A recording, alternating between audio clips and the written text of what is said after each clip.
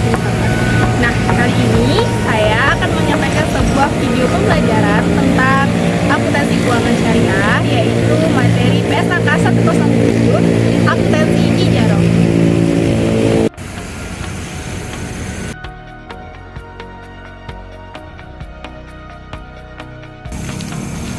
Apa itu Ijaro? Mari kita simak video berikut ini.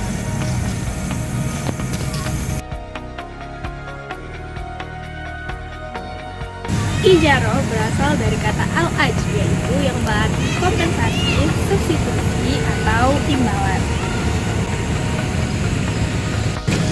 Dalam lembaga keuangan, Ijaro dikenal dengan kontrak sewa, di mana lembaga keuangan menyewakan peralatan dan bangunan kepada nasabah yang membutuhkan. Namun, biaya sewa akan dibebankan kepada nasabah. Dalam lembaga keuangan, Ijaro dikenal dengan dua jenis, yaitu yang pertama, Ijaro Muthalaka, di mana akad sewa atas manfaat barang. Ijaro ini memanfaatkan nilai barang untuk digunakan. Dan yang kedua, yaitu Ijaro Muntahiyah Bitamlik, di mana akad sewa menyewa dengan opsi pemindahan hak milik barang pada saat akhir akad sewa. Mekanisme Ijaro. Yang pertama, nasabah membutuhkan objek sewa kepada lembaga keuangan, dan yang kedua, lembaga keuangan membeli atau menyewakan objek sewa tersebut kepada penjual atau supplier, dan yang ketiga, lembaga keuangan menyewakan kepada nasabah. Untuk lebih memahami teori yang telah dijabarkan, mari simak video studi kasus yang telah saya buat. Baik, kita masuk ke pembahasan materi Ijaro. Contoh soal, pada tanggal 4 Desember, Lembaga Keuangan Syariah membeli mobil seharga 170 juta. Maka, jurnal yang harus dicatat oleh Lembaga Keuangan Syariah ialah aset Ijaro pada kas. Kenapa? Karena aset Ijaro bertambah, yaitu mobil dengan harga 170 juta dan membayar kas 170 juta. Untuk transaksi yang kedua, yaitu pada tanggal 2 Januari, Lembaga Keuangan Syariah dan Pak Tio menandatangani akad Ijaro dengan objek sewa, yaitu sebuah mobil, selama 2 tahun dan seharga 5 juta rupiah setiap bulan. Maka, pencatatan yang harus dibuat oleh Lembaga Keuangan saat menerima pendapatan sewa ialah kas pada pendapatan sewa. Lembaga Keuangan Syariah mencatat menerima kas dari Pak Tio seharga 5 juta rupiah. Sedangkan untuk pencatatan Pak Tio sendiri yaitu beban sewa pada kas, karena membayar sewa beban kepada Lembaga Keuangan Syariah.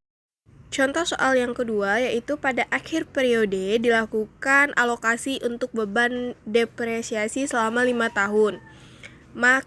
Sesuai masa manfaat kendaraan mobil dengan metode garis lurus, maka pencatatannya ialah beban penyusutan 34 juta pada akumulasi penyusutan 34 juta.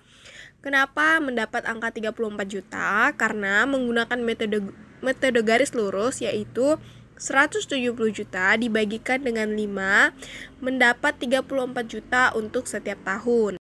Contoh soal Ijaro yang ketiga, ini berlaku untuk apabila menggunakan transaksi IMBT, yaitu Ijaro Muntahiyah Bitamlik.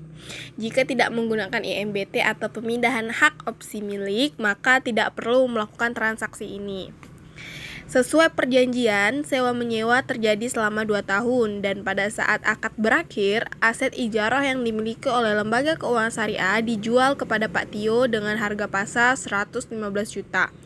Maka pencatatan yang harus dilakukan oleh Lembaga Keuangan Syariah ialah kas 115 juta, akumulasi penyusutan 68 juta pada aset Ijaro 170 juta dan keuntungan penjualan 13 juta.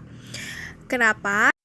Kas yang diterima oleh Lembaga Keuangan Syariah atas penjualan mobil tersebut yaitu senilai 115 juta. 68 juta akumulasi penyusutan terdapat dari karena setelah digunakan 2 tahun dan masa manfaat mobil berkurang sebanyak 68 juta. Aset Ijaro 170 juta karena membeli mobil pada 2 tahun kemarin seharga 170 juta. Sehingga keuntungan yang didapat atas penjualan transaksi mobil dalam Izarah Muntahiya Bitamlik yaitu senilai 13 juta rupiah. Berikut transaksi studi kasus yang dapat saya jabarkan. Selanjutnya, perbedaan leasing dan izaro. Perbedaan leasing dan izaro. Leasing adalah suatu kegiatan pembiayaan kepada perusahaan dalam bentuk pembiayaan barang modal.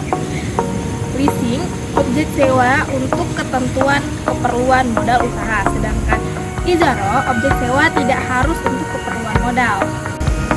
Penerapan leasing salah satunya pada pengadaan armada pesawat oleh maskapai penerbangan, yakni pada kasus Garuda Indonesia.